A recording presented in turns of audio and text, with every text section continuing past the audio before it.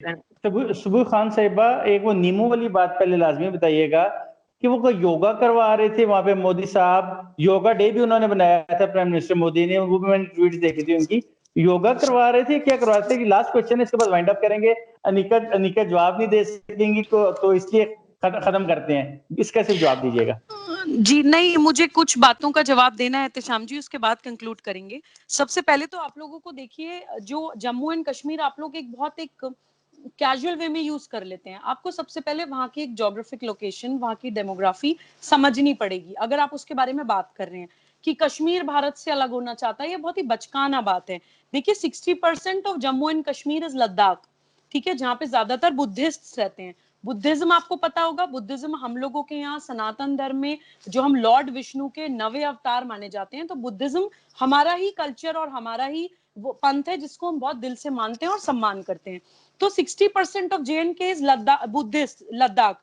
और कारगिल में ज्यादातर शिया लोग रहते हैं जो कि ऑब्वियसली पाकिस्तान के खिलाफ हैं और हिंदुस्तान के साथ हैं। जम्मू, कथुआ, सांबा में most of the population is Hindu.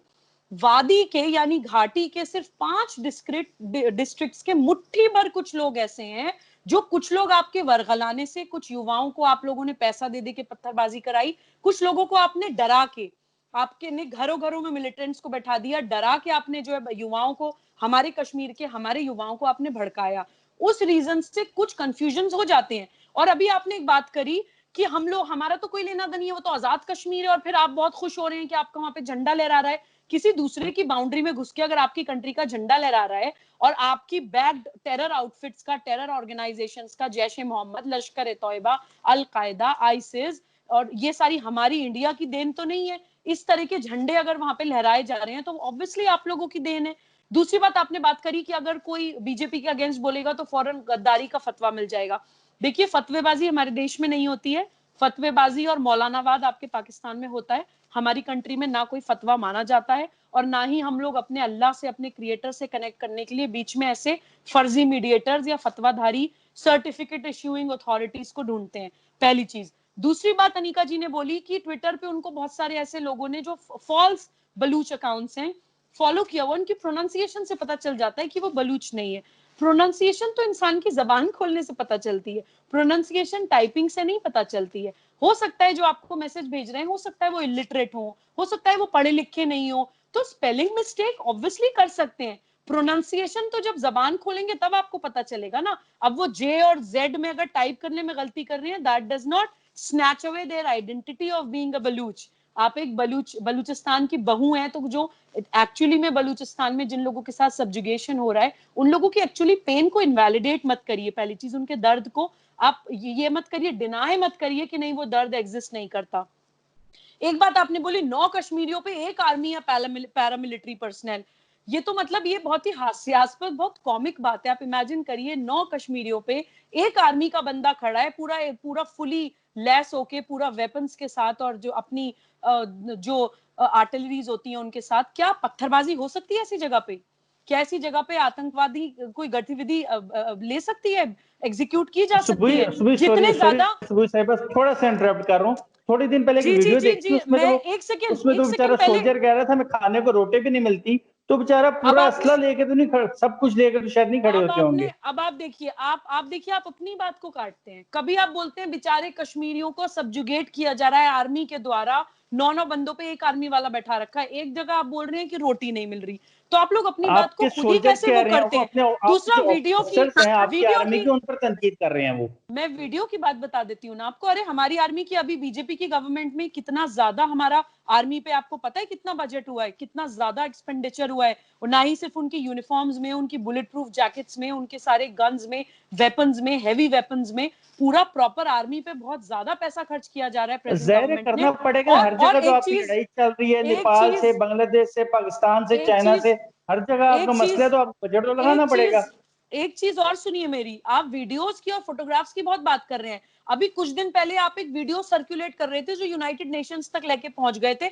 और आपको मुंह की खानी पड़ी थी कि कश्मीरी लड़की के मुंह पे पैलेट गन्स के निशाने इंडियन आर्मी ने डाले हुए हैं। वो एक पैलेस्तीन की लड़की की फोटो थी, जो आप लोगों ने कश्मीरी लड़की की फोटो बना के सर्कुलेट करी पूरी इंटरनेशनल मीडिया में, जिसमें आप झूठे भी साबित हो गए। दूसरी बात, आपने बात करी बॉर्डर्स की। देखिए बॉर्डर्स में हमें कभी भी किसी भी कंट्री से कोई दिक्कत नहीं है। नेपाल, हमारे कल्चर मिलता है नेपाल के साथ हमें कोई दिक्कत नहीं है। चाइना के नेपाल को साथ आपको ज्यादा सब्जुगेट, मिलता है। चाइना नेपाल को सब्जुगेट करके और ये प्रॉब्लम्स क्रिएट करने की, एक मैसेज पहुंचाने की कोशिश कर रहा है, क्योंकि वो नेपाल को भी अपने कब्जे में लेना चाहता है, जैसे उन्होंने तिब्बत को अपने कब्जे में लेके हमारा काफी बॉर्डर शेयर किया इंडिया का, नॉर्थ ईस्ट का, और मतलब नॉर्थ ईस्ट से थोड़े ऊपर का, उसी तरह से वो नेपाल को भी अपने कब्जे में करके हमारा वो बॉर्डर शेयर करना चाहता है। तो ये क्रिएटेड बातें हैं। अरे चाइना, एक बात बताइए, आपका दोस्त चाइना, ये जान लीजिए आपका दोस्त की जो लैंड बाउंड्री है 14 कंट्रीज से मिलती है और 21 कंट्रीज के साथ उसके टेरिटोरियल डिस्प्यूट्स हैं। तो आप, दिक्कत आपको है, आपके वो जो ड्रैगन बिरयानी की जो टॉक्सिक कॉम्बिनेशन है ना, कम्युनिस्ट्स की और जिहादिस्ट्स की, वो जो टॉक्सिक कॉम्बिनेशन है वो एक्चुअली में वर्ल्ड पीस के लिए और पूरी दुनिया में लोगों को एक परिवार की तरह रहने के लिए दिक्कत है। भारत के तो बहुत दोस्त हैं, आप मुझे 5 कंट्रीज गिनवा दीजिए ऐसी जो आपकी दोस्त हैं। आप लोग कभी गल्फ कंट्रीज की दुहाई देते हैं? गल्फ कंट्रीज में आपके सारे पाकिस्तान के मेडिकल डॉक्टर्स को डी रिकॉग्नाइज कर दिया। गल्फ कंट्रीज ने कश्मीर इशू में कह दिया कि नहीं भाई, वो भारत और पाकिस्तान का आपस का मसला है, हम बीच में नहीं बोलेंगे। गल्फ कंट्रीज में आपके प्राइम मिनिस्टर इमरान खान जाके वहां पे पैसा लेने के लिए, चमचागिरी करने के लिए उनकी गाड़ी चलाते हैं, कोई प्रोटोकॉल नहीं है। आपको हमारे प्राइम मिनिस्टर अगर सम्मान के साथ और सेल्फ रिस्पेक्ट के साथ रहते हैं, वो आपको बुरा लग रहा है। आपके प्राइम मिनिस्टर नंगे पैर गल्फ कंट्री चले जाते हैं, वहां के नेताओं की और वहां के शेखों की गाड़ियां चलाते हैं। क्या एक प्रॉपर कंट्री का, एक इंटरनेशनली बिहेव करने का ये प्रोटोकॉल है जो होना चाहिए? तो देखिए, इन चीजों पे समझने की कोशिश करिए। आपकी कंट्री कितने कर्ज में है? मैं जानती हूँ कि लोन्स कंट्रीज देती भी हैं, लेती भी हैं, लेकिन वन साइडेड सिर्फ आप लोन लिए चले जा रहे हैं। लोन का ब्याज देने के लिए भी आपको लोन लेना पड़ रहा है। और आप सीपैक कर रहे हैं। आप ये नहीं समझ रहे कि आपकी जमीन धीरे धीरे करके आपके हाथ से जा रही है। या तो आपको कोई प्रेम नहीं है उससे, क्योंकि छीननी हुई है। अगर आपने दूसरों की जमीन छीनी है इसलिए आपको अपनी मातृभूमि से कोई प्यार नहीं है। हमारी कोई आधा इंच या 1 इंच जमीन लेना तो दूर, अगर कोई हमारी जमीन की तरफ देखता भी है तो आर्मी तो छोड़िए, हमारा पूरा समाज, हमारा पूरा देश लड़ने के लिए तैयार है। ऐसे तो ना कहना, गलवान वैली तक तो वो आ चुके हैं जहाँ पे आप फिल्मों की शूटिंग किया करते थे कभी, और वो कह रहे हैं 1 इंच। जाके लद्दाख में उन्होंने चाइना का नाम नहीं लिया, आप फिर भी कह रहे हैं मोदी बड़ा बहादुर चाइना, है। एक बात लेकिन मैं बताइए, यहाँ भी खत्म करता 59, हूँ। एक सेकंड, लास्ट बात, आपको लग रहा है कि हमारी जो मिनिस्ट्रीज ने प्रॉपर 59 एप्स बैन करी हैं, वो बिना चाइना का नाम लिए बैन कर दी? या लद्दाख में जाके जो तो आर्मी को प्राइम ओपन मिनिस्टर हैंड क्यों दिया जा नाम रहा है वो नहीं ले रहे? बिना आपके लद्दाख चाइना में का जाके वो नाम चाइना लिए? का नाम नहीं ले रहे। हमारे प्राइम मिनिस्टर को, एक मैंने आपको इंटरव्यू के शुरू में ही बोल दिया था, डिबेट के शुरू में ही बोल दिया था, कंट्री टू कंट्री वॉर है, कोई लफाजी नहीं है, डायलॉग बाजी नहीं है कि मैं ये कर दूंगा, तुम जानते नहीं हो मैं कौन हूं, और फिर डर के लेकिन छुप के बैठ पाकिस्तान की जाए। दफा तो होती है, राजनाथ सिंह साहब भी करते हैं, जो भी करते हैं। आपके प्राइम मिनिस्टर एक्शंस भी होते हैं। आप बालाकोट भूल गए, आप कारगिल भूल गए। एक्शन का जवाब भी मिलता है। चार वॉर्स में आप बुरी तरह हारे, एक वॉर भी आप हिंदुस्तान से जीत पाए? तो देखिए, लड़के आपको तो आप हर नहीं एक्शन जीत बहुत अच्छे पाएंगे। तरीके से रिएक्शन भी मिला है जी। अगर आप क्या, अच्छा, आप जीते कौन सी वॉर? आप मुझे एक वॉर बताइए जो आप भारत से जीते, एक वॉर बताइए जो आप भारत से जीते। हम आपसे हारे कौन सी वार हैं? चारों वॉर आप हारे हैं। कारगिल में जिस जगह पे हम थे, अगर हम उस जगह से अमेरिका और बाकी लोगों की वजह से शायद ना वापस जाते, सिर्फ हालात बेहतर करने के लिए, पीस के लिए हम लोग वापस गए, वरना लद्दाख तो आपसे कब का लैदा हो चुका था। आज थोड़ा आपकी सा सप्लाई ना जा सकती लद्दाख, सुनिए कारगिल के द्वारा एहतशाम जी, आपके रोड सारे सुनिए, हमारे साथ हमारे रेंज में थे। आप सुनिए मेरी बात। आप सिर्फ और सिर्फ चूटी काट सकते हैं आतंकवादियों को इंसीडियस वे में, और वो भी चुपके से पीठ पीछे, आप दोस्त बन के पीठ में छुरा घोंप सकते हैं।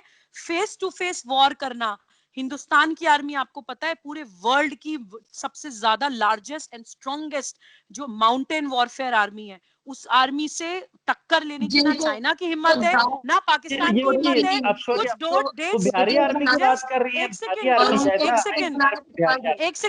एक सेकेंड कंक्लूड करने से पहले 4 डेट्स और आपको बताती हूँ। आपने वॉर्स का नाम पूछा, 1948, 1965, 1971, 1999, 1948, 1965, 1971, 1999। जरा गूगल कर लीजिए, एक बार याद करिए, ठीक है? हम लोग उस स्थिति में आपको पहुंचाना नहीं चाहते हैं।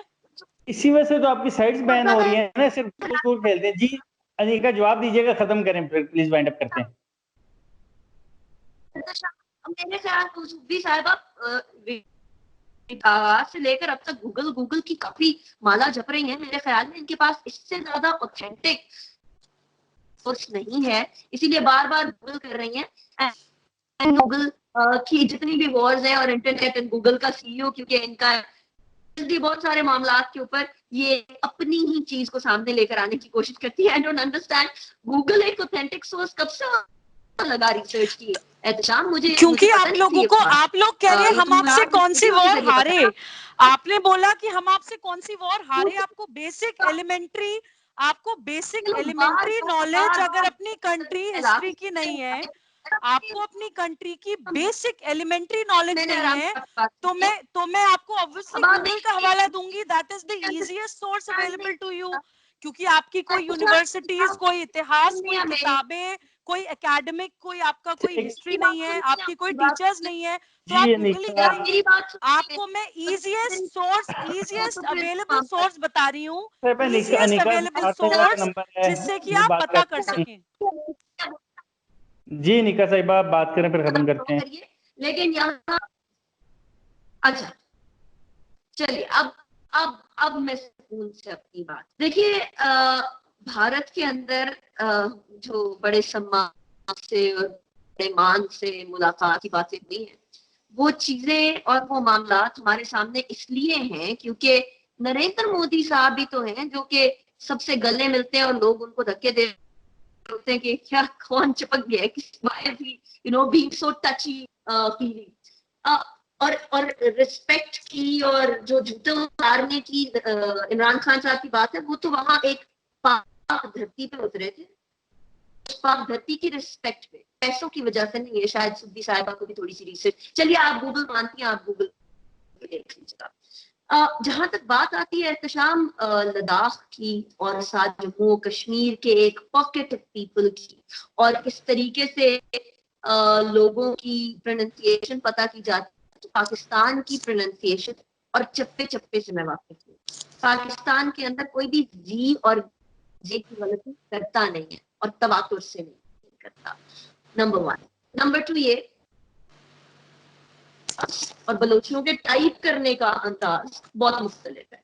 मैंने बहुत सारी जगह पर और बहुत सारे मामलात के ऊपर बलोचिस्तान के हवाले से और बलोचिस्तान के मामलात के ऊपर बहुत डीप रिसर्च की, और मुझे हर जगह भारत के प्रॉक्सीज नजर आई, और इसके अंदर कोई दो राय है ही नहीं। तो बलोचिस्तान के अपने रहने वाले लोग कहते हैं कि इधर से भारत से जान छुड़वाएं, हमारा ईरान के साथ बॉर्डर भी जो है उसको भी आप करें, बाड़े लगाएं, ताकि हम लोगों के यहाँ जो बार बार हमारी तरक्की, इकोनॉमिक तरक्की को रोका जा रहा होता है, इससे हम किसी तरीके से जान छुड़वा सके। तो एक बात तो ये हो गई। दूसरी बात ये कि आपने जिस तरह कहा कि हमारे यहाँ पाकिस्तान के अंदर हम लोन लेकर लोन देते हैं, मैंने पहले भी कहा अपनी गलती मानने से तो हमेशा बड़ा है कोई। आप अपनी गलती ना मानिए, आप अपनी कोताहियां ना मानिए। हम तो मानते हैं कि हमारी इकोनॉमी जो है उसको बहुत बेहतरी की जरूरत है। आप ना मानिए कि दुनिया के सबसे बड़े स्लम्स इंडिया के अंदर है।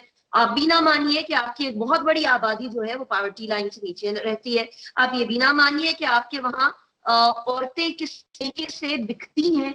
आप ये भी ना मानिए कि दिल्ली के अंदर किस तरीके से बसों के अंदर स्टूडेंट्स के साथ रेप होता है। आप ये भी ना मानिए कि भारत के अंदर किस तरीके से इंसानी हुकूक की पामाली मुसलमानों के खिलाफ वो वीडियोस जो सरेआम आती हैं, जो कि छुप छुपा के इंडिया की बलोचिस्तान की बनाई हुई प्रॉक्सीज या बलोचिस्तान की बनाई हुई जो प्रोफाइल्स होती हैं वो नहीं भेजती, वो खुलेआम पूरी दुनिया के सामने आती हैं।